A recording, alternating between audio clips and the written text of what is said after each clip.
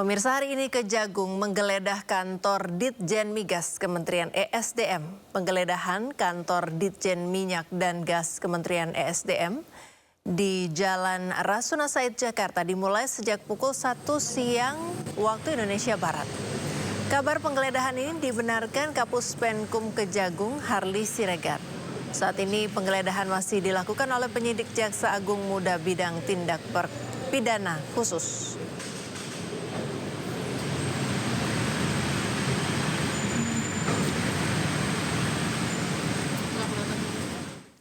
Untuk mengetahui informasi selengkapnya terkait penggeledahan di kantor Ditjen Migas Kementerian ESDM, kita telah terhubung dengan rekan Syahreza Zanski. Selamat sore Syahreza, apa yang bisa Anda laporkan dari sana? Ya baik Priska dan juga pemirsa, selamat sore. Betul sekali bahwa hari ini Kejaksaan Agung Republik Indonesia melakukan penggeledahan di kantor Ditjen Kementerian ESDM ataupun kantor Ditjen Minyak dan Gas tentunya untuk Kementerian ESDM, dan memang hari ini penggeledahan sejatinya masih berlangsung, bahkan sudah dimulai sejak pukul 12 siang waktu Indonesia Barat. Tadi kami melihat berdasarkan pantauan kami melihat ada beberapa mobil dari tim penyidak daripada Kejagung yang turut lalu lalang ke area lobi, dan informasi yang kami terima ada beberapa lantai yang difokuskan untuk digeledah. Di antaranya ada lantai 8, 12, 15 dan juga 16. Artinya memang ada 4 lantai. Namun kami masih menunggu konfirmasi ruangan seperti apa yang dilakukan penggeledahan oleh Kejaksaan Agung, mengingat ini penggeledahan masih berlangsung hingga saat ini. Kami juga masih belum melihat adanya daripada tim penyidik yang keluar dari area kantor tersebut, dan memang hingga saat ini kami masih menunggu apakah kasus ini merupakan kasus baru ataupun kasus lanjutan, mengingat dari Kapus Penkum Kejaksaan Agung Harli Siregar hanya mengkonfirmasi bahwasanya memang hari ini terjadi penggeledahan, namun masih belum bisa mengungkapkan soal kasus apa yang berkaitan dalam penggeledahan pada kali ini. Namun bisa dipastikan Priska dan juga pemirsa, proses penggeledahan di kantor Ditjen Minyak dan Gas Kementerian ESDM masih berlangsung. Sejatinya sudah hampir 4 jam lebih penggeledahan dilakukan, dan kami tadi melihat ada beberapa petugas yang membawa bingkisan menuju ke lantai atas, dan kami juga melihat ada beberapa petugas daripada Ditjen Migas yang masih bertugas untuk menyambut daripada tim Kejagung untuk melakukan penggeledahan pada hari ini. Dan masih ada satu mobil yang terlihat parkir di area Ditjen Migas. Ini menandai bahwasanya proses daripada penggeledahan masih berlangsung. Namun Priska dan juga pemirsa, kami masih menunggu apa keterangan resmi daripada Kejaksaan Agung terkait penggeledahan pada hari ini. Namun bisa dipastikan proses penggeledahan masih berlangsung sudah lebih dari 4 jam tentunya. Sementara itu Priska, kembali ke Anda. Baik, terima kasih Syahreza Zanski untuk laporan Anda. Selamat bertugas kembali. Dalam kasus suap, vonis bebas terdakwa Ronald Tanur, mantan pejabat Mahkamah Agung Zarof Richard, jalani sidang perdana di Pengadilan Negeri Jakarta Pusat. Zarof Richard diduga menjadi makelar dalam vonis bebas Ronald Tanur.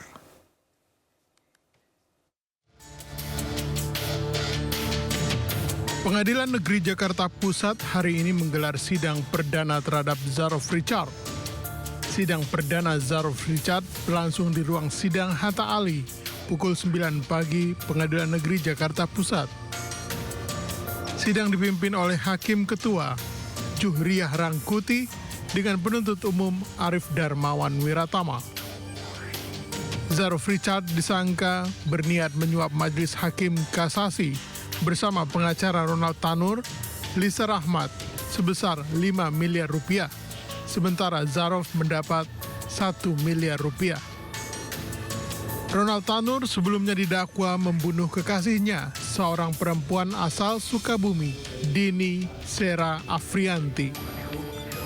Dari Jakarta, tim liputan iNews melaporkan. Sebelumnya, 3 hakim yang menangani perkara kasasi Ronald Tanur ditetapkan sebagai tersangka penerima suap dan gratifikasi. Penetapan ini berlawanan dengan hasil pemeriksaan etik Mahkamah Agung yang menetapkan ketiga hakim ini tidak melanggar kode etik.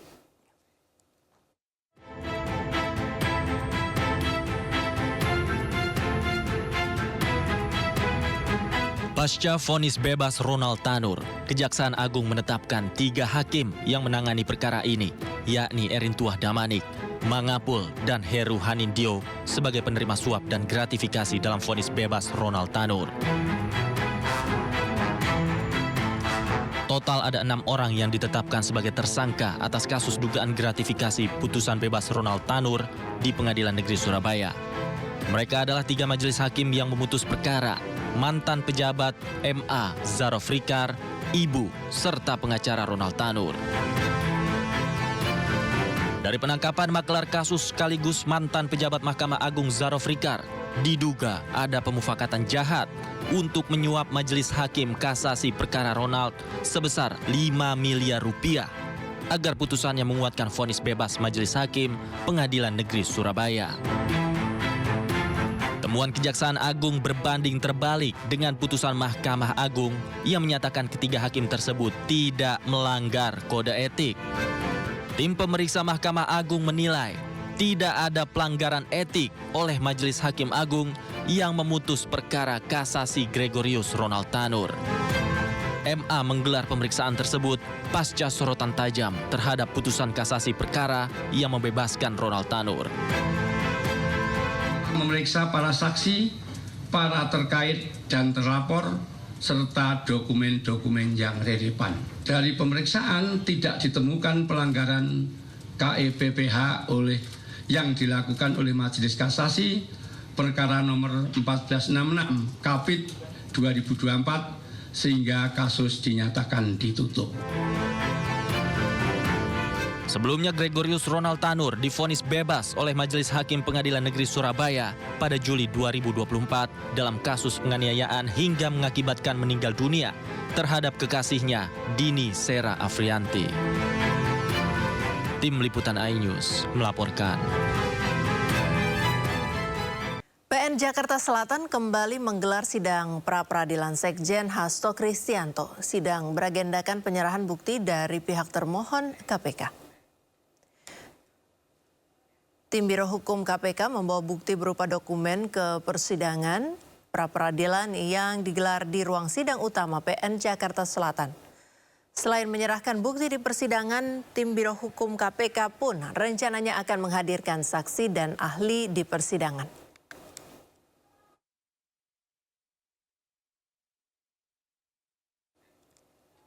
Sebelumnya Hasto Kristianto ditetapkan KPK sebagai tersangka dalam kasus suap dan perintangan penyidikan perkara yang menjerat Harun Masiku. KPK mengklaim yakin bahwa Hasto memerintahkan Harun melarikan diri saat OTT KPK pada 2020 silam.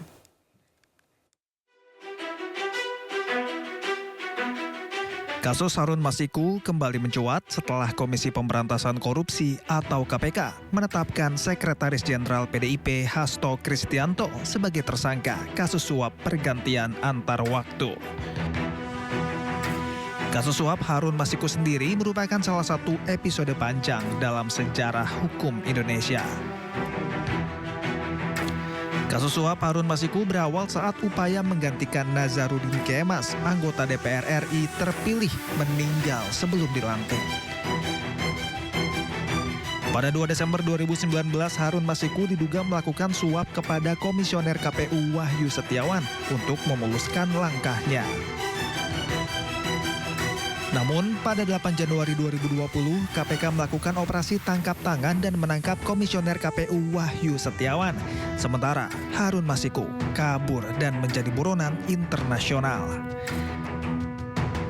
10 Juni 2024, KPK periksa Sekjen PDI Perjuangan Hasto Kristianto sebagai saksi dalam kasus suap Harun Masiku.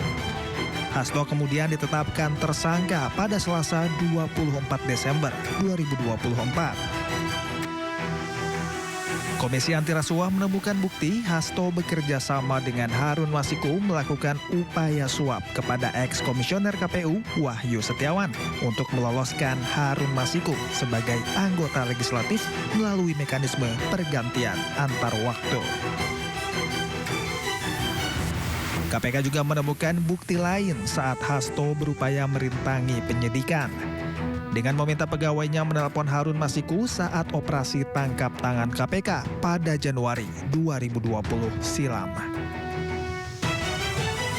Hasto memerintahkan Harun untuk merendam ponselnya ke dalam air dan segera melarikan diri.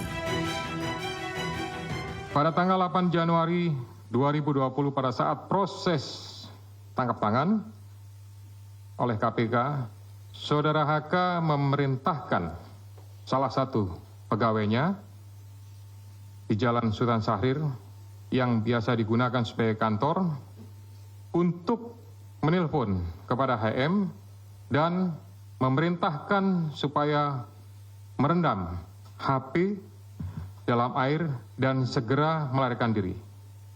Bahwa pada tanggal 6 Juni 2024, sebelum Saudara HK diperiksa sebagai saksi oleh KPK, Saudara HK memerintahkan kepada salah satu pegawainya untuk menenggelamkan HP yang dalam penguasaan pegawai tersebut agar tidak ditemukan oleh KPK. Hingga kini, Harun Masiku masih berstatus sebagai buronan KPK sejak Januari 2020. Meski sudah 5 tahun buron, keberadaan Harun Masiku masih belum diketahui hingga saat ini. Sidang kasus penembakan bos rental mobil di res area kilometer 45 Tol Tangerang Merak digelar di Pengadilan Militer Jakarta Timur. Sidang perdana hari ini menghadirkan 3 tersangka anggota TNI Angkatan Laut. Sidang dimulai pukul 9 pagi tadi dengan agenda pembacaan surat dakwaan terhadap 3 tersangka anggota TNI Angkatan Laut. Sidang perdana dilaksanakan terbuka untuk umum dengan menghadirkan 20 saksi. Seluruh saksi yang dihadirkan berasal dari kalangan sipil. 2 dari 3 tersangka penembakan bos rental mobil kini dijerat dengan pasal pembunuhan berencana. Berdasarkan pemeriksaan terhadap saksi dan tersangka, kasus ini bisa dilimpahkan kepada Auditor Militer 207 Jakarta untuk proses lebih lanjut.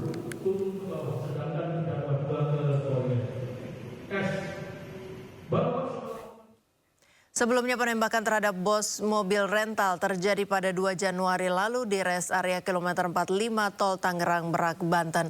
Polisi memastikan peristiwa ini berkaitan dengan bisnis rental kendaraan. Maling mobil. 2 Januari 2025, seorang pengusaha rental mobil ditembak mati saat mencoba mengambil kendaraan miliknya yang dibawa kabur tersangka di res area kilometer 45 Tangerang Merak. Nahasnya lagi, sebelum kejadian penembakan, anak pemilik rental mobil menceritakan penolakan pihak kepolisian untuk melakukan pendampingan atas laporan yang dibuat oleh korban. Polisi mengaku penolakan pendampingan karena korban tidak dapat menunjukkan dokumen kepemilikan mobil. Pencurian mobil berawal saat AS yang menyewa mobil korban selama 3 hari sejak 31 Desember. Namun saat 1 Januari 2025, GPS yang dipasang di mobil sengaja dirusak pelaku. Ada 2 perangkat GPS mobil yang telah dipotong tepat di Pandeglang. Namun 1 GPS aktif belum diputus pelaku. Korban lakukan penelusuran hingga berpapasan dengan mobil miliknya dan situasi pun berubah tegang saat pelaku mengaku sebagai TNI Angkatan Laut mengancam sambil mengeluarkan senjata api. Merasa terancam, anak korban meminta pendampingan dari Polsek Cinangka Anyer, namun ditolak kepolisian dengan alasan saat pelaporan korban tidak membawa surat-surat penting kepemilikan mobil yang sah. Nah, inisiatiflah kita minta tolong ke polsek terdekat. Pada saat itu polsek yang terdekat Polsek Cinangka. Nah, kita mampirlah ke Polsek Cinangka itu. Kita menceritakan kejadian ini dan kita bilang kita pemilik mobil, rental mobil, bukan leasing mobil. Tapi si polsek ini salah menduga. Katanya saya dari leasing, padahal saya udah bilang dari awal. Saat itu ketika dikonfirmasi, yang bersangkutan menyatakan bahwa itu dari leasing. Sementara kawannya lagi menyatakan bahwa itu dari rental. bermaksud untuk meminta pendampingan untuk melakukan penarikan 1 unit kendaraan mobil di Cinangka. Menurut keterangan dari yang bersangkutan bahwa pada saat itu mobil itu sempat diikutin dari Paneglang muter sampai ke arah Cilegon sehingga melintaslah di wilayah kita.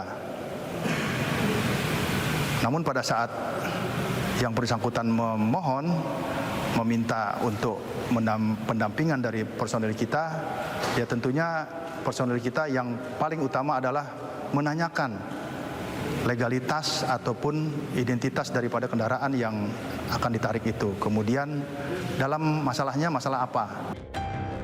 Pengejaran kembali terjadi hingga ke area tol Tangerang Merak kilometer 45. Pelaku menembak korban Ilyas Abdurrahman di dalam minimarket.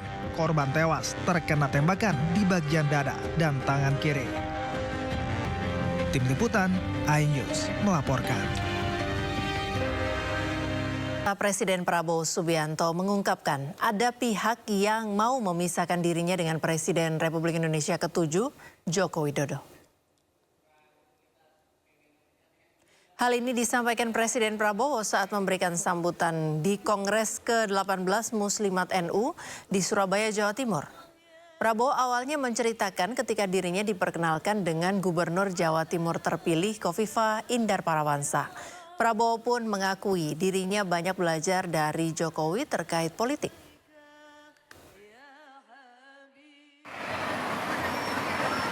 Jadi memang kalau politik ya saya belajar dari Pak Jokowi.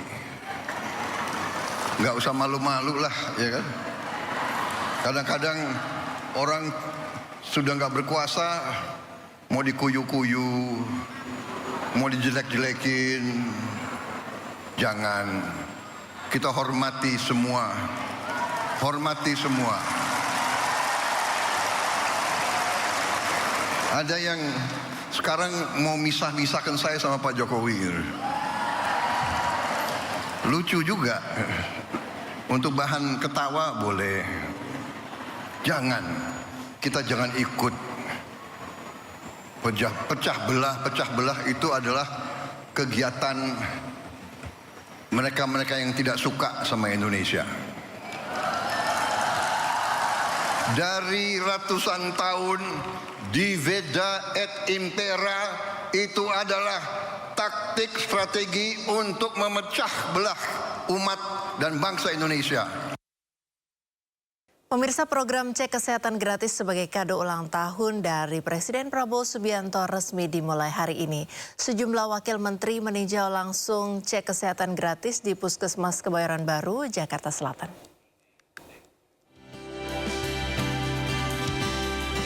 Sejumlah anggota Kabinet Merah Putih berpencar untuk meninjau sejumlah lokasi cek kesehatan gratis yang berlangsung mulai hari ini. Di antaranya, Wakil Menteri Kependudukan dan Pembangunan Keluarga Isyana Bagus Oka dan Wakil Menteri Pemberdayaan Perempuan dan Perlindungan Anak Indonesia Veronica Tan. Isyana dan Veronica meninjau langsung cek kesehatan gratis di Puskesmas Kecamatan Kebayoran Baru, Jakarta Selatan. Keduanya melihat langsung kesiapan petugas kesehatan serta pemeriksaan yang sedang dilakukan oleh sejumlah peserta. Program cek kesehatan gratis ini berlaku untuk semua golongan usia, mulai dari bayi yang baru lahir hingga lansia. Bahwa dimulainya cek kesehatan gratis bagi warga masyarakat Indonesia, seluruh warga negara Indonesia, dengan sasaran penerima manfaat 281 juta warga negara Indonesia. Jadi sifatnya dari program cek kesehatan gratis ini adalah bagaimana seluruh warga negara Indonesia, baik dari mulai bayi, anak-anak, remaja, dewasa, hingga lansia, semuanya tidak ada yang ketinggalan, no one left behind dalam program ini. Bahwa kita akan mengubah paradigma kita ke preventif sebenarnya. Dan di kementerian kita memang kita ada program Ruang Bersama Indonesia, di mana itu akan diajak seluruh kolaborasi kementerian semua untuk bersama-sama membangun SDM seperti yang dicita-citakan generasi emas 2045. Jadi kolaborasi ini sebuah platform yang kementerian semua, koperasi masuk, UMKM masuk, BKKBN membina keluarga.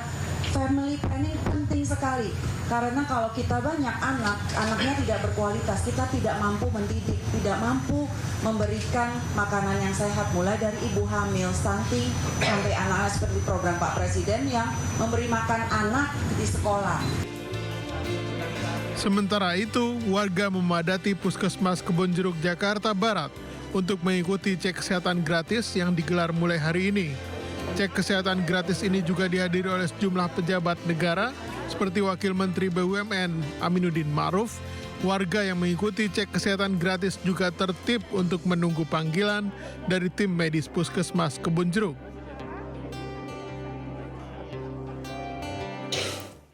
Sementara Puskesmas Ciater di Tangerang Selatan memberikan kuota 10 orang setiap harinya untuk masyarakat yang hendak melakukan pengecekan kesehatan.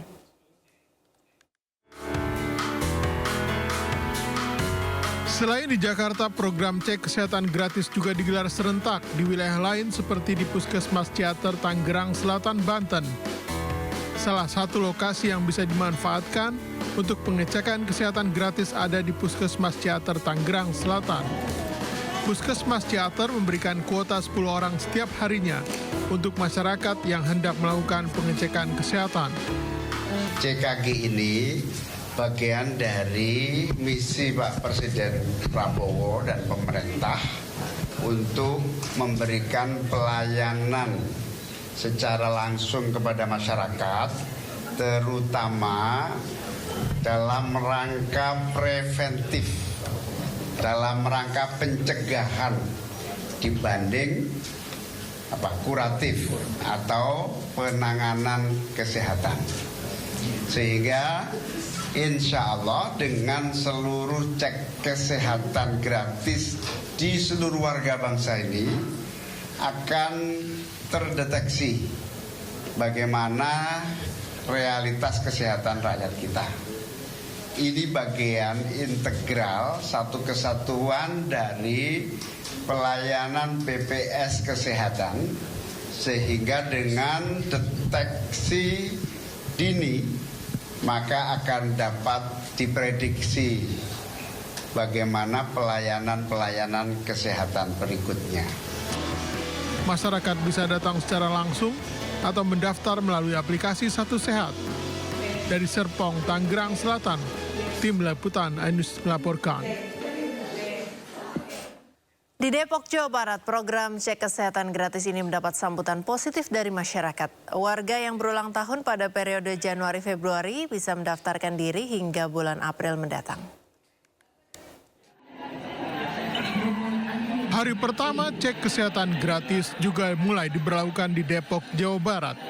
Salah satunya di Puskesmas Beji, Depok, Jawa Barat. Pemeriksaan kesehatan gratis ini merupakan program pemerintah pusat yang dilakukan sesuai kelompok umur dengan 20 kategori pemeriksaan. Mulai dari status gizi, tekanan darah, gula darah, resiko stroke, jantung, hingga fungsi ginjal. Untuk melakukan cek kesehatan gratis, warga yang berulang tahun pada periode Januari-Februari bisa mendaftarkan diri hingga bulan April mendatang. Dari mulai pemeriksaan ada ronsennya juga, EKG-nya juga. Tadi katanya pemeriksaannya lengkap. Cuma saya tadi baru selesai daftarnya masih manual gitu. Jadi nanti menunggu antrian yang ke-7 baru saya dipanggil untuk pemeriksaan kesehatan. Jadi kayak medical check up gitu ya? Iya, medical check up. Ini pas berulang tahun atau gimana? Iya, saya berulang tahun di tanggal 31 Januari. Masih bisa untuk 30 hari ke depan pemeriksaan kesehatan gratis. Program cek kesehatan gratis ini mendapat sambutan positif dari masyarakat. Cek kesehatan gratis hari ulang tahun ini menargetkan penerima manfaat ke 280 juta warga Indonesia. Satu prioritas.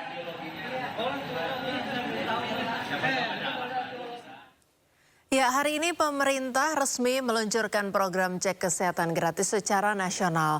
Berikut kami hadirkan cara dan syarat cek kesehatan gratis saat ulang tahun. Berikut tahapan pemeriksaan kesehatan gratis bagi Anda yang berulang tahun dan ingin mendapatkan layanan ini. Pertama, unduh aplikasi Satu Sehat Mobile versi terbaru melalui Play Store atau Application Store, kemudian daftar, lengkapi data diri Anda dalam aplikasi tersebut.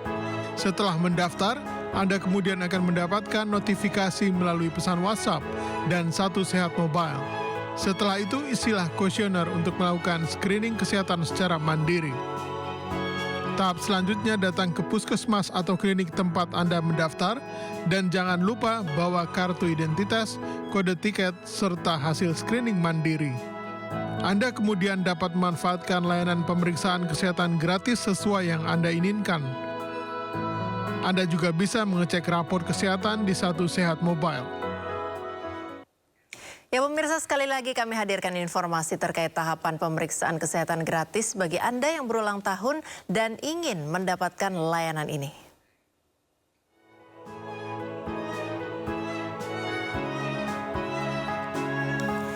Unduh aplikasi Satu Sehat Mobile versi terbaru melalui Play Store maupun App Store, kemudian daftar, lengkapi data diri Anda dalam aplikasi tersebut.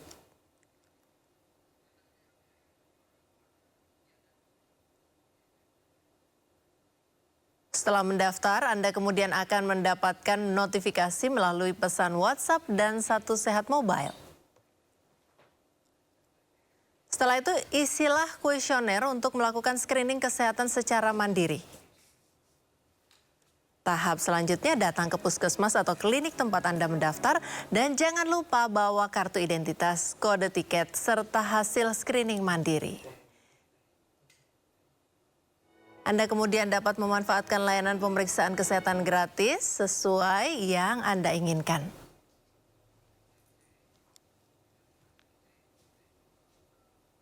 Anda juga bisa mengecek rapor kesehatan di Satu Sehat Mobile.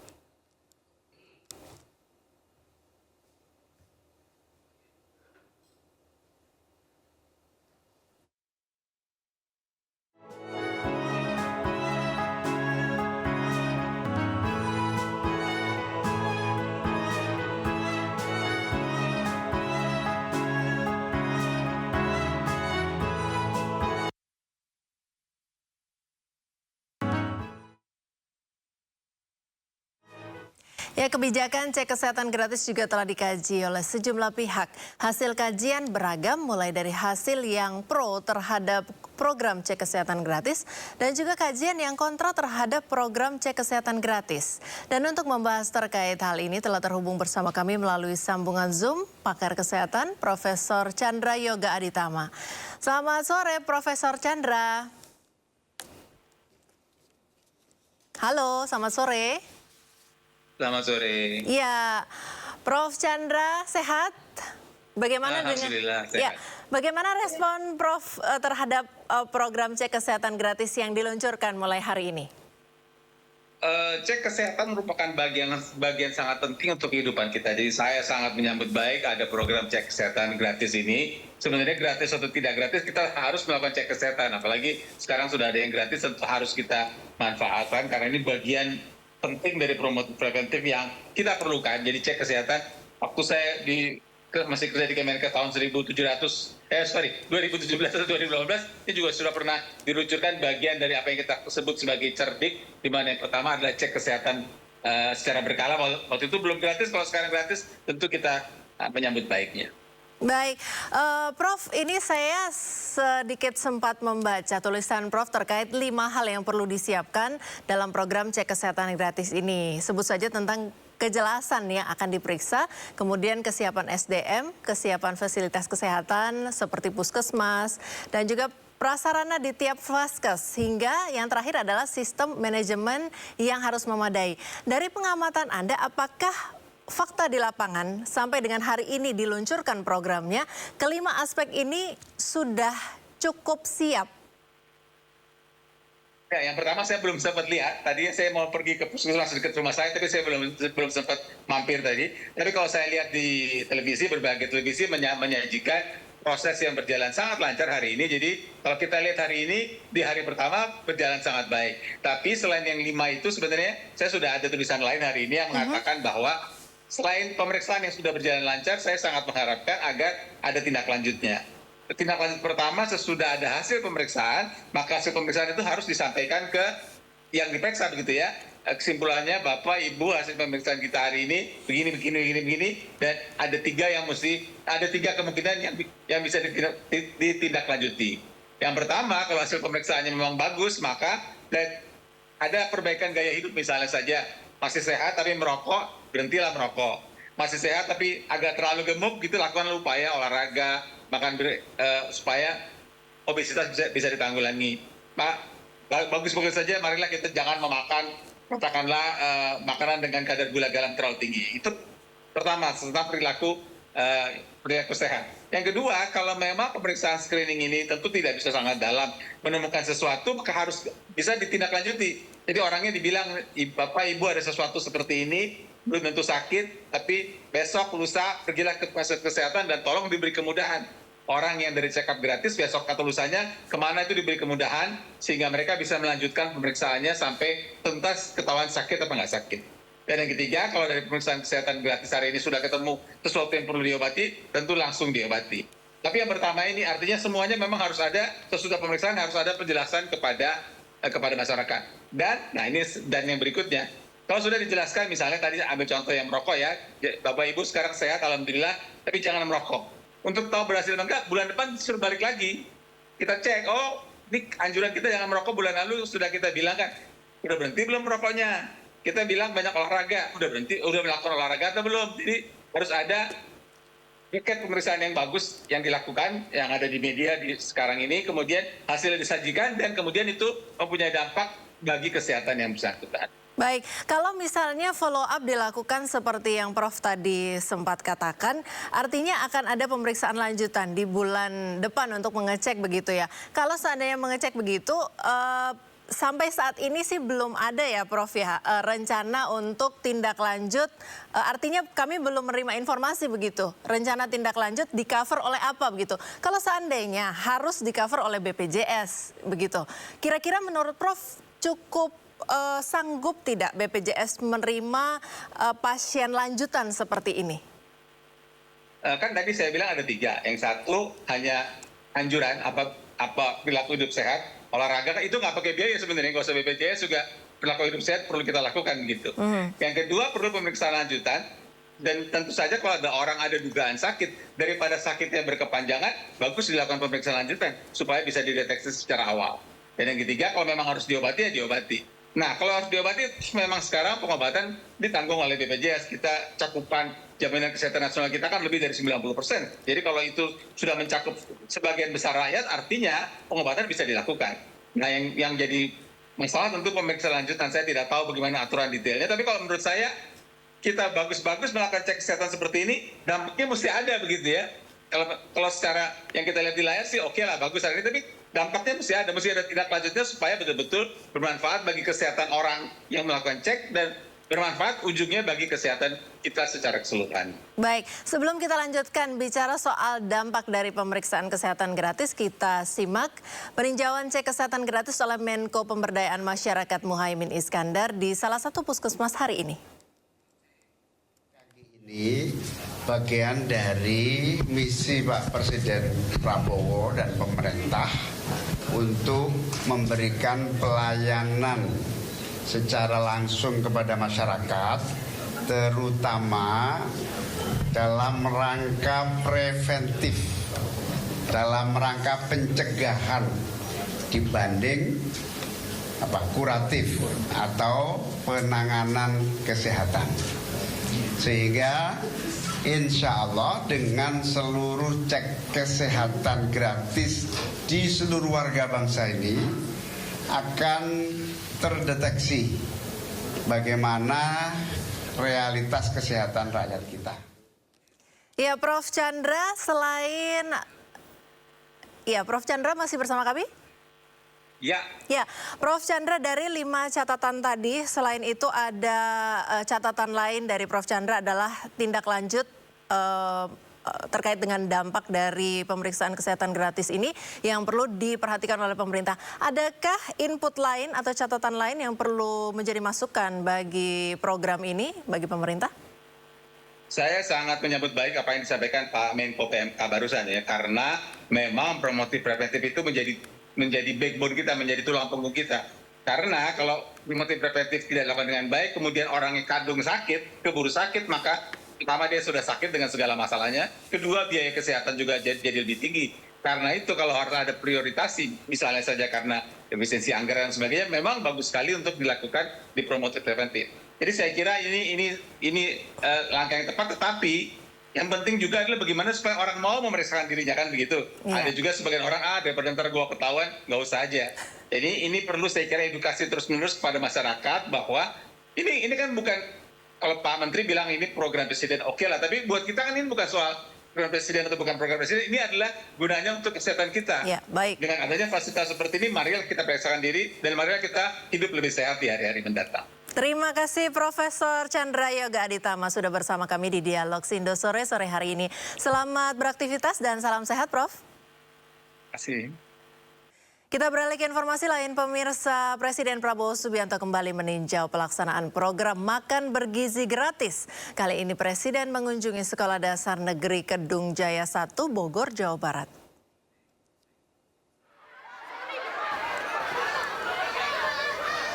Kehadiran Presiden di SDN Kedung Jaya 1 Bogor ini disambut meriah oleh para siswa. Setelah menyapa para siswa, Presiden langsung meninjau menu makanan yang disiapkan. Presiden juga memasuki beberapa ruang kelas untuk menyaksikan proses distribusi makanan kepada para siswa, serta melihat proses belajar yang sedang berlangsung.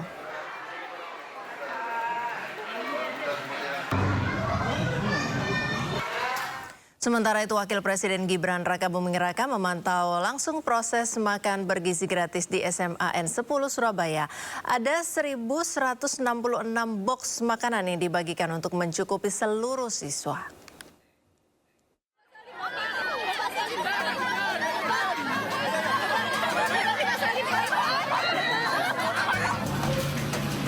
Wakil Presiden Gibran Rakabuming Raka dengan didampingi sejumlah pejabat pemerintah Provinsi Jawa Timur mengunjungi SMA Negeri 10 Surabaya hari ini. Wakil Presiden melakukan pemeriksaan makan bergizi gratis. Kali ini makan yang disediakan sebanyak 1.166 paks untuk mencukupi seluruh siswa di sekolah ini. Wakil Presiden Gibran memasuki setiap kelas untuk menyapa langsung para murid dan guru serta melihat proses pembagian makan bergizi gratis. Para murid mengaku menu makan saat ini sudah semakin enak. Menunya beda dari kemarin, lebih enak dari kemarin. Tadi menunya apa aja, Mbak? Jadi menunya tahu bakso, terus ada pentol, ada sayur, ada buah rambutan, sama sayur. Sementara itu, dari pihak sekolah mengaku kandungan pada makan siang gratis kali ini sudah mencukupi kebutuhan gizi anak didiknya meski menunya tanpa nasi. Setiap hari itu ada laporan dari DGN terkait dengan kandungan gizi yang ada di dalamnya. Jadi misalnya karbohidratnya hari ini berapa kalori, lemaknya berapa kalori, itu semua ada.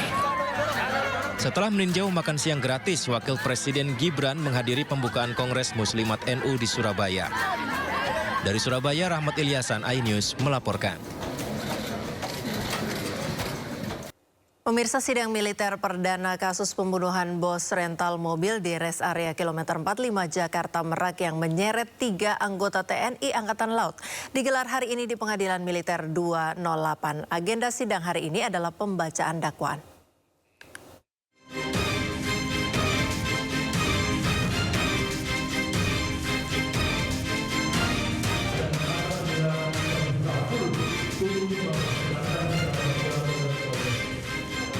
Sidang militer perdana 3 pelaku yang merupakan anggota TNI Angkatan Laut dalam kasus pembunuhan terhadap bos rental mobil di res area kilometer 45 Tol Jakarta Merak digelar hari ini. Sidang digelar di Pengadilan Militer 208 Jakarta Timur. Agenda sidang perdana hari ini adalah pembacaan surat dakwaan kepada 3 anggota TNI Angkatan Laut tersebut. 3 anggota TNI AL yang terlibat diberikan dakwaan kombinasi. Terdakwa 1 dan 2 didakwa primer, yaitu pasal 340 Jungto 55 ayat 1 KUHP tentang pembunuhan berencana. Dan terdakwa 3 dijatuhi pasal 480 tentang penadahan. Atas dakwaan tersebut, kuasa hukum 3 anggota TNI Angkatan Laut tidak mengajukan eksepsi atau menerima dakwaan yang diberikan.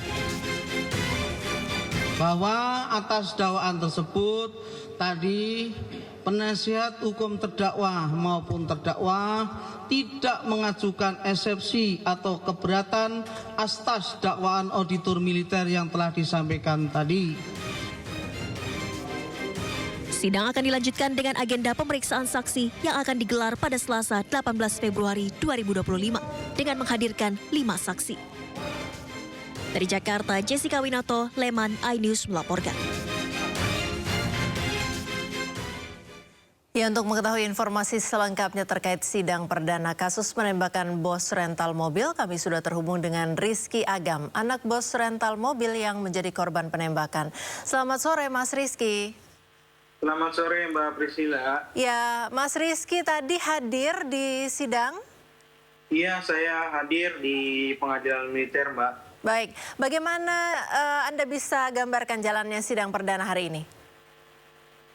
Ya, untuk persidangan perdana ini berjalan kondusif ya, dan saya mengucapkan terima kasih ke pengadilan militer karena pengadilan dibuka secara umum, jadi teman-teman media bisa meliput dan tahu kondisi persidangan pada saat itu, Mbak Priscilia. Baik, kalau mengikuti jalannya sidang tadi, poin apa saja yang Anda lihat atau Anda perhatikan dibahas dalam sidang hari ini, Mas Rizky? Ya, pada saat auditor militer membacakan dakwaan, saya menanggapi pernyataan bahwa jual beli mobil itu bukan murni beli mobil, tapi memang terdakwa niat mencari mobil bodong, begitu Mbak. Baik, apakah kalau Anda melihat dalam bisnis rental mobil, hal-hal semacam ini atau risiko semacam ini memang tinggi potensinya terjadi begitu?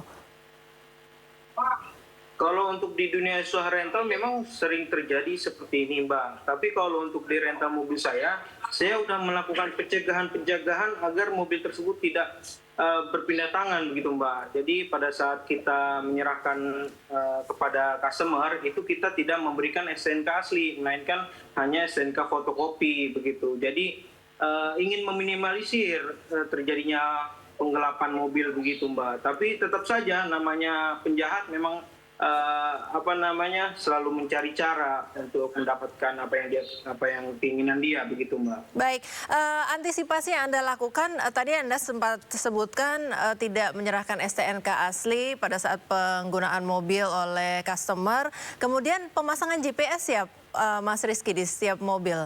Ada lagi antisipasi lain yang sudah Anda dan almarhum ayah Anda sudah lakukan terkait dengan bisnis rental mobil ini?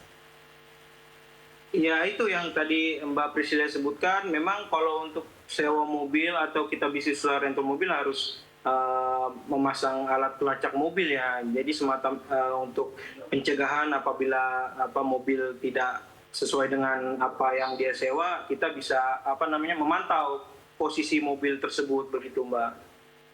Baik, kalau terkait kembali ke sidang yang baru saja tadi dilangsungkan, sidang perdana, tanggapan Anda terkait dakwaan yang tadi dibacakan apa, Mas Rizky?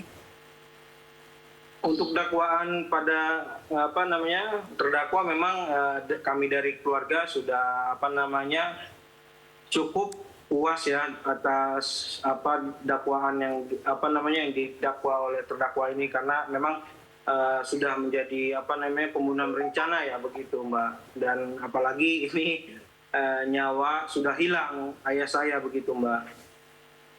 Baik, kalau sejauh ini dari proses penyelidikan, kemudian penanganan kasus dan juga sampai sidang hari ini, bagaimana Anda melihat jalannya proses hukum dalam kasus Anda ini? Untuk proses hukum tetap berjalan dengan baik, dan kita juga terima kasih banyak kepada teman-teman media sudah mau membantu mengawal kasus penembakan di KM45 ini, begitu Mbak. Baik, kalau Anda diberi kesempatan untuk memberikan masukan terkait bisnis rental mobil kepada rekan-rekan sesama pemilik bisnis serupa, apa yang bisa Anda sampaikan belajar dari kasus ini, Mas Rizky? Atau belajar dari penanganan kasus ini, Anda menjalani segala prosesnya dari pemeriksaan, pencarian tersangka sampai dengan sidang hari ini? Untuk pencegahan ya mungkin dari saya selalu cek and recheck datanya begitu, dan selalu tanyakan keperluan untuk sewa mobil seperti apa dan bagaimana, kemudian untuk persyaratannya harus jelas dan lengkap begitu Mbak. Kalau bisa survei rumah disurvei begitu Mbak, dan ini pun menjadi pelajaran besar bagi saya, apalagi yang korban itu ayah saya banyak belajar hal lah dari kejadian tersebut begitu. Baik, sebelum kita lanjutkan dialog, kita akan simak keterangan dari dalam sidang bos rental yang baru saja dilangsungkan. Bahwa atas dakwaan tersebut tadi penasihat hukum terdakwa maupun terdakwa tidak mengajukan eksepsi atau keberatan atas dakwaan auditor militer yang telah disampaikan tadi. Kemudian akan dilanjutkan dengan agenda pemeriksaan saksi dengan auditor militer memohon waktu 1 minggu untuk memanggil para saksi, yaitu pada hari Selasa tanggal 18 Februari tahun 2025, yaitu nanti saksi-saksi akan dihadirkan oleh auditor. Ya, Mas Rizky, apa langkah selanjutnya yang Anda dan keluarga juga kuasa hukum akan lakukan dalam kasus ini? Kalau untuk langkah selanjutnya kami masih menunggu dari pihak kami ya Mbak, karena yang menjadi saksi di minggu depan itu tepatnya di hari Selasa di tanggal 18 itu saya sendiri dan abang saya begitu Mbak. Jadi mungkin setelah ini kita akan diskusi bagaimana nanti persiapan untuk kesaksian pada hari tersebut begitu Mbak. Baik, semoga berjalan lancar dan kasusnya bisa terselesaikan dengan baik dan tuntas.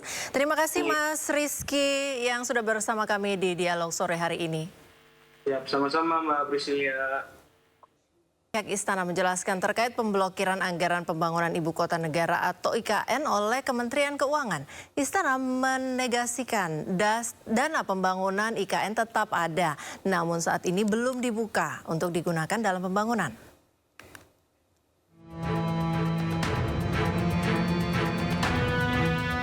Pihak Istana buka suara terkait pemblokiran anggaran pembangunan Ibu Kota Negara oleh Kementerian Keuangan. Kepala Kantor Komunikasi Kepresidenan Republik Indonesia, Hasan Nasbi, menjelaskan dana pembangunan IKN tetap ada, namun saat ini belum dibuka untuk digunakan dalam pembangunan. Lebih jauh, Hasan menjelaskan bahwa Presiden Prabowo akan memenuhi janjinya untuk membangun IKN hingga 5 tahun ke depan. Kalau diblokir itu kan bukan berarti anggarannya nggak ada kan? Anggarannya belum dibuka. Jadi anggaran IKN itu ada di otorita IKN, ada di Kementerian. Anggaran pembangunan IKN itu ada yang di Kementerian PU, ada yang di otorita IKN. Yang jelas komitmen dari Presiden kan berapa hari lalu sudah disampaikan oleh Menko Infrastruktur kan, bahwa selama 5 tahun ke depan Presiden punya komitmen untuk meneruskan pembangunan IKN dengan biaya yang sudah disebutkan. Kalau tidak salah itu 48 triliun komitmen selama 5 tahun ke depan. Pemblokiran anggaran proyek IKN saat ini ramai menjadi perbincangan. Masyarakat mengaitkan pemblokiran anggaran terkait dengan instruksi Presiden mengenai efisiensi penggunaan dana APBN dan APBD. Surat terakhir yang kita terima dari Ibu Menteri Keuangan, itu kan memang sebelum rapat atas kita terakhir tuh dengan Pak Presiden, memang dari beliau diminta efisiensi 81 triliun. Meski saat ini proyek pembangunan terhambat, Kementerian PU menyatakan bahwa saat ini progres IKN telah mencapai 87,9% per akhir Desember 2024 lalu dan akan terus dilanjutkan. Tim Liputan, iNews melaporkan. Presiden Prabowo Subianto menegaskan pemerintah melakukan efisiensi anggaran negara untuk menghentikan pengeluaran yang tidak perlu. Prabowo juga mengatakan penghematan dilakukan semata-mata untuk rakyat. Melakukan penghematan. Saya ingin pengeluaran-pengeluaran yang tidak perlu, pengeluaran-pengeluaran yang mubazir, pengeluaran-pengeluaran yang alasan untuk nyolong, saya ingin dihentikan, dibersihkan.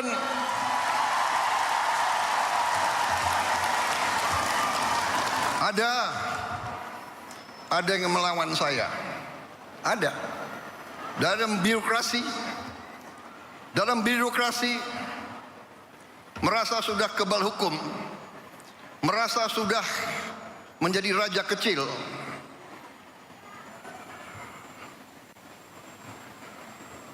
Ada. Saya mau menghemat uang itu untuk rakyat, untuk memberi makan untuk anak-anak rakyat. Saya ingin memperbaiki semua sekolah Indonesia. Karena itu perjalanan dinas, perjalanan ke luar negeri dikurangi.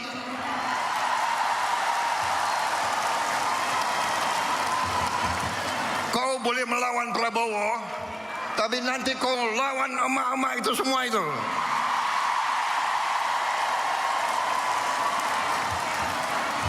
Bandel dablek. Gak usah keluar negeri. 5 tahun gak usah keluar negeri kalau perlu.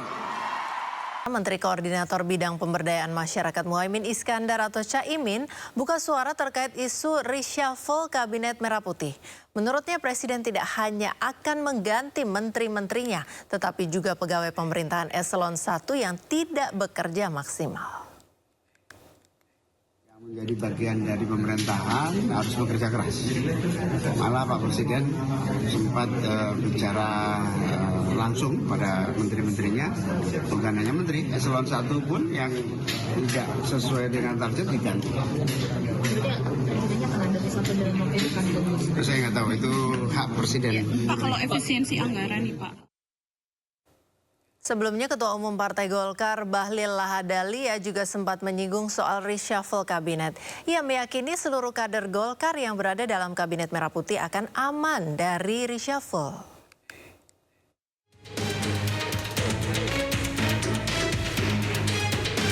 Isu perombakan atau reshuffle Kabinet Merah Putih semakin kencang berhembus. Namun Partai Golkar menanggapinya dengan percaya diri. Ketua Umum Partai Golkar Bahlil Lahadalia meyakini kader Golkar yang saat ini menjabat dalam Kabinet Merah Putih akan aman dari reshuffle tersebut. Menurut Bahlil, menteri atau wakil menteri yang berasal dari Golkar mendukung pemerintahan Prabowo serta memiliki kualitas yang sudah diketahui oleh Presiden. Jangan kita mencampuri, mengomentari, apalagi menganalisa berlebihan tentang apa yang menjadi hak prerogatif Bapak Presiden. Tapi kami yakin Golkar insya Allah semua baik-baik saja. Karena apa? Partai Golkar berada garda terdepan dengan partai koalisi lain, terutama Gerindra, dalam mendorong dan mendukung arah kebijakan pemerintah. Itu satu. Usai 100 hari kerja pemerintahan, Presiden Prabowo tiba-tiba menyebut reshuffle kabinet. Presiden Prabowo tegaskan akan menyingkirkan jajaran Kabinet Merah Putih yang tidak bekerja untuk rakyat. Selain itu, Presiden juga akan mengevaluasi kinerja bawahannya setiap 6 bulan sekali. Kita ingin rakyat menuntut pemerintah yang bersih, yang benar, yang bekerja dengan benar. Jadi saya ingin tegakkan itu, ya. Jadi kepentingan hanya untuk bangsa rakyat, tidak ada kepentingan lain yang tidak mau bekerja benar-benar untuk rakyat, ya saya akan singkirkan. Perombakan kabinet tidak hanya semata-mata mengganti menteri yang dinilai tidak kompeten. Namun menurut Presiden Prabowo, pergantian ini juga sebagai upaya membangun pemerintah yang bersih dan bebas dari penyelewengan serta korupsi. Tim Liputan, iNews melaporkan. Isu reshuffle kabinet berembus usai Presiden Prabowo Subianto memberikan ultimatum kepada para menteri dan pejabat yang tidak patuh dan juga korup. Prabowo juga mengaku telah memberikan arahan kepada instansi untuk membersihkan institusi sebelum dibersihkan. Kami tidak akan ragu-ragu bertindak. 100 hari pertama, ya, saya sudah beri istilahnya peringatan berkali-kali. Sekarang, siapa yang bandel,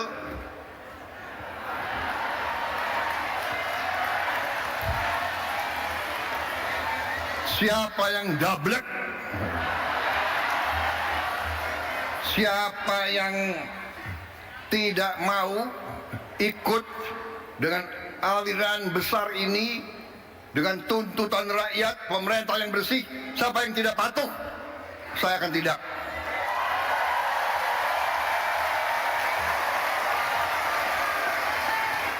Jangan kira kami ini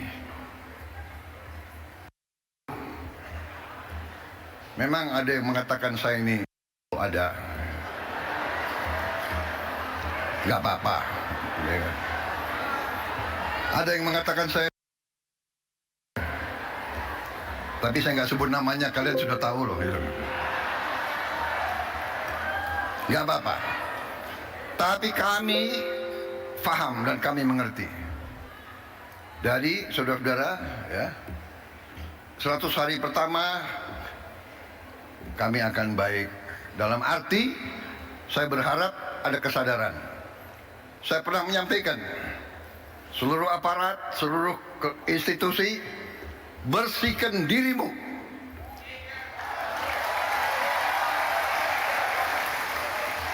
Sebelum kau dibersihkan. Advokat Rasman Arif Nasution bersama rekan-rekannya menggeruduk gedung Mahkamah Agung, menuntut MA mengganti Ketua Majelis Hakim yang mengadili perkaranya. Rasman menilai Ketua Majelis Hakim bertindak diktator.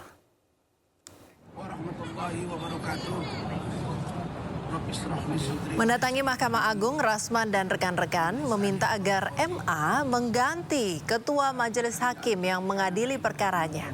Ia menyatakan kekecewaannya terhadap langkah MA yang melaporkan kericuhan di Pengadilan Negeri Jakarta Utara ke polisi.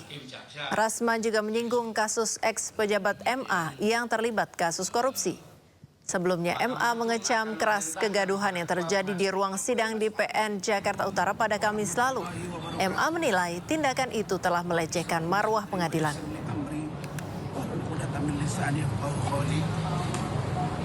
Kedatangan kami hari ini ke Mahkamah Agung ini, saya baru baca siaran pers bahwa katanya disuruh agar Ketua PN melaporkan kami contempt of court kepada aparat penegak hukum, melaporkan kepada organisasi. Apakah kalian tidak malu, wahai penegak hukum?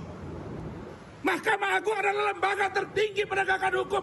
Apakah Bapak Ibu tidak malu melihat hakim Zarab 1 triliun, petinggi Mahkamah Agung?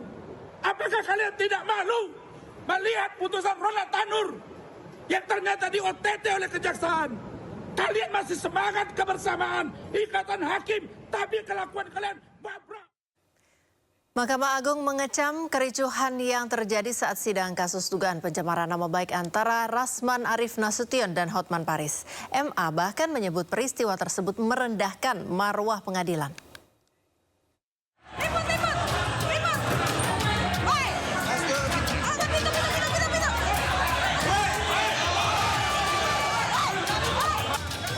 Kegaduhan terjadi hingga ada pengacara naik meja di Pengadilan Negeri Jakarta Utara saat sidang pencemaran nama baik dengan terdakwa Rasman Arif Nasution dan saksi Hotman Paris Hutapea. Peristiwa ini akhirnya sampai di Mahkamah Agung.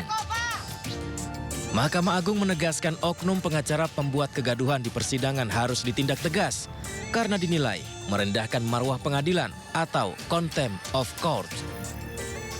Mahkamah Agung akan memerintahkan kepada Ketua Pengadilan Negeri Jakarta Utara untuk melaporkan kejadian contempt of court tersebut kepada aparat penegak hukum dan sekaligus melaporkan oknum aparat tersebut kepada organisasi yang menaunginya dengan permintaan agar oknum tersebut ditindak tegas atas pelanggaran etik yang dilakukan. Tidak hanya sampai di situ, Mahkamah Agung juga menyoroti tim kuasa hukum Rasman Arif Nasution yang menolak keputusan majelis hakim sidang digelar tertutup. Tolong Yang Mulia. Iya, kenapa? Ini seharusnya tidak ada yang harus tertutup untuk umum, Yang Mulia. Karena chattingan ini sudah beredar di mana-mana dan saudara Hotman ini sudah bicara di mana-mana dan kasus Vina Eki juga ada kaitannya dengan pelecehan seksual bahkan dibunuh. Tolong yang adil, Yang Mulia. Kami minta supaya media meliput secara live, Yang Mulia. Mahkamah Agung kembali menegaskan bahwa keputusan sidang terbuka atau tertutup itu otoritas hakim yang dijamin penuh undang-undang. Mahkamah Agung meminta Pengadilan Negeri Jakarta Utara melaporkan peristiwa ini. Tim Liputan iNews melaporkan. Aksi saling sindir di media sosial antara dua pengacara Hotman Paris Hutapea dan Rasman Arif Nasution terus berlangsung di media sosial. Dalam unggahannya, Rasman justru meminta pihak pengadilan melakukan evaluasi untuk mencegah kericuhan di ruang sidang.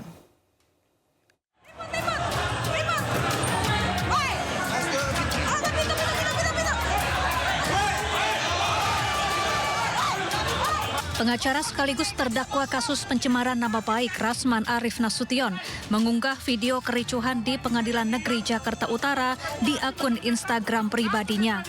Dalam unggahannya, Rasman tak terima sidang digelar tertutup sementara sidang sebelumnya digelar terbuka. Ia juga menyinggung sejumlah kericuhan yang pernah terjadi di ruang sidang sebelumnya. Karena chattingan ini sudah beredar. Rasman justru menyalahkan pihak pengadilan dan meminta Mahkamah Agung agar mengevaluasi jalannya setiap persidangan, sehingga tak akan ada lagi kericuhan di ruang sidang. Kenapa saya bilang sedikit kericuhan? Tidak ada barang yang rusak, tidak ada kepala yang bonyok, tidak ada darah yang mengalir, koyak dan lain sebagainya. Apalagi menyentuh hakim. Sama sekali seluruh tim hukum termasuk saya tidak ada menyentuh yang namanya fisik hakim. Yang ada justru saya didorong. Dan kalau mau jujur, buka CCTV-nya, saya justru teraniaya bukan saja oleh dua orang yang berbaju batik, tapi justru oleh mitra kami. Ini seharusnya tidak ada. Sementara Hotman Paris Hutapea yang bersitegang dengan Rasman di ruang sidang menyindir Rasman di video yang ia unggah di akun Instagram pribadi. Halo para pengacara muda, Anda mau sukses? Anda mau punya klien 1000 naga, punya klien di seluruh kota dan di luar negeri? Caranya jangan ikutin perilaku oknum pengacara seperti kejadian di Pengadilan Negeri Jakarta Utara tanggal 6 Februari. Pengusaha tidak suka seperti itu. Pengusaha tidak suka gaya seperti itu. Mereka mau pengacara yang elegan.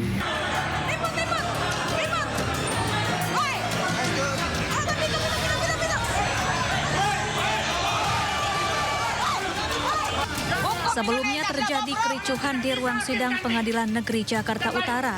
Peristiwa bermula saat Rasman yang menjadi terdakwa tiba-tiba mendatangi dan memegang Hotman Paris yang sedang duduk di bangku saksi. Keributan pun tak terhindarkan, sementara salah satu tim pengacara Rasman berdiri di atas meja. Tim Liputan iNews melaporkan. Setelah melakukan kunjungan di Roma dan Vatikan dan bertemu dengan Paus Fransiskus, Presiden kelima Republik Indonesia Megawati Soekarno Putri tiba di Arab Saudi.